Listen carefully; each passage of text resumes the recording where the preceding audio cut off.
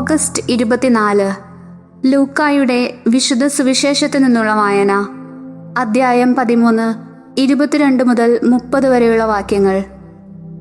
അക്കാലത്ത് പട്ടണങ്ങളിലും ഗ്രാമങ്ങളിലും പഠിപ്പിച്ചുകൊണ്ട് യേശു ജെറുസലേമിലേക്ക് യാത്ര ചെയ്യുകയായിരുന്നു.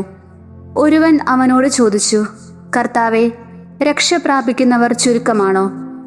അവൻ അവരോട് പറഞ്ഞു, ഇടുങ്ങിയ വാതിലിലൂടെ പ്രവേശിക്കുവാൻ പരിശ്രമിക്കുവിൻ.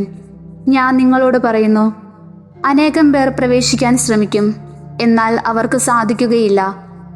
വീട്ടുടമസ്ഥൻ എഴുന്നേറ്റ് വാതിൽ അടച്ചു കഴിഞ്ഞാൽ പിന്നെ നിങ്ങൾ പുറത്തു വന്ന്, കർത്താവേ, ഞങ്ങൾക്ക് തുറന്നു തരണമേ എന്ന് പറഞ്ഞ് വാതിൽക്കൽ മുട്ടാൻ തുടങ്ങും. അപ്പോൾ അവൻ നിങ്ങളോട് പറയും, നിങ്ങൾ എവിടെ നിന്നാണെന്ന് ഞാൻ അറിയുന്നില്ല.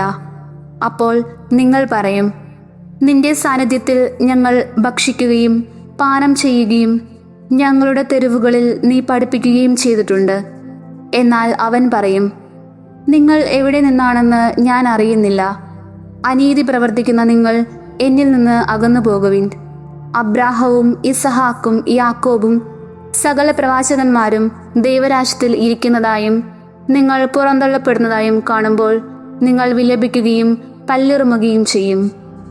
കിഴക്കുനിന്നും പടിഞ്ഞാറുനിന്നും വടക്കുനിന്നും തെക്കുനിന്നും ജനങ്ങൾ വന്ന് ദൈവരാജ്യത്തിൽ വിരുന്നിനിരിക്കും.